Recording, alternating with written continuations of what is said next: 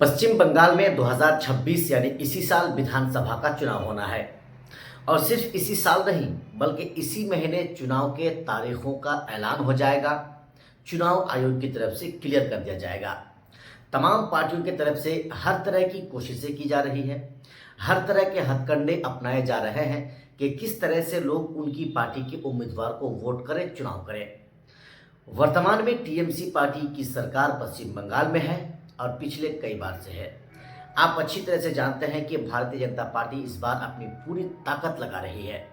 वो इस बात पर अपना पूरी ताकत झोंक रही है कि बीजेपी के हाथ इस बार किसी भी तरह से पश्चिम बंगाल लग जाए, यानी पश्चिम बंगाल में ममता बनर्जी की सरकार हट जाए और भारतीय जनता पार्टी की सरकार बन जाए। तमाम पार्टियों की तरफ से तो कोशिशें की ही जा रही है। इसी बीच ऑल इंडिया मजलिस इत्तेहादुल मुस्लिमीन पार्टी भी अपनी पूरी ताकत झोंक दी है। हालांकि अभी चुनाव के तारीखों का ऐलान नहीं हुआ है।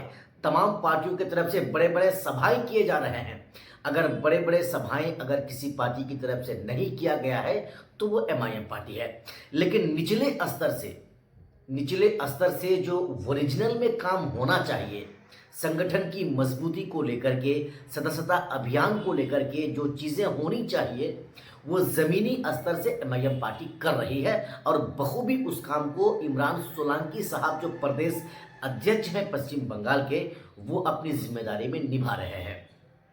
आज मैं आपको इस वीडियो में बताऊं कि कल एआईएमआईएम पार्टी की तरफ से इमरान सोलंकी साहब जो प्रदेश अध्यक्ष हैं, खास करके मुर्शिदाबाद जिला के जो जिला अध्यक्ष हैं वो असादुल शेख साहब, उनके साथ मुर्शिदाबाद जिला के एक विधानसभा है रघुनाथगंज, वहाँ पर ज़बरदस्त पैदल दौरा किए, लोगों के घर घर गए और लोगों के घर घर जाकर ओवैसी के पैगाम को पहुंचाए। ओवैसी की जो चाहत है, उनका जो मैनिफेस्टो है उनकी पार्टी का, उसको लोगों तक पहुंचाए। घर घर जाकर लोगों से मुसाफहा किए और ओवैसी की पार्टी एआईएमआईएम के उम्मीदवार जो भी उस विधानसभा में होंगे वहाँ उनको उस उम्मीदवार को वोट करने के बारे में वो कह रहे थे। जी हाँ साथियों, आप अच्छी तरह से जानते हैं कि एमआईएम पार्टी को बिहार के सीमांचल में एक ज़बरदस्त कामयाबी के बाद एमआईएम पार्टी को कई चुनाव में उसके बाद भी कामयाबी मिली। चाहे आप महाराष्ट्र के नगर परिषद के चुनाव ले लें, चाहे आप महाराष्ट्र के महानगर पालिका के चुनाव ले लें, या फिर इस तरह के कई जो बड़े बड़े चुनाव थे। वर्तमान में हाल ही में औरंगाबाद में जिला परिषद के चुनाव हुआ, उस चुनाव को ले लें। इन तमाम चुनावों में एमआईएम पार्टी को बड़ी कामयाबी मिली।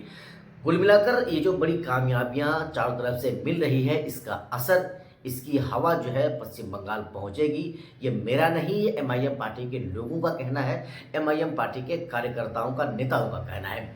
क्या बिहार की हवा पश्चिम बंगाल जाएगी? क्या बिहार की जो जीत की जो खुशी थी एमआईएम पार्टी के कार्यकर्ताओं में, क्या वो खुशी पश्चिम बंगाल के कार्यकर्ता भी मनाएंगे? यानी पश्चिम बंगाल में क्या एमआईएम पार्टी का परचम लहरेगा? क्या एमआईएम पार्टी का वहाँ पर एक भी उम्मीदवार चुनाव जीतेगा या नहीं? ये तो आने वाला समय ही बताएगा।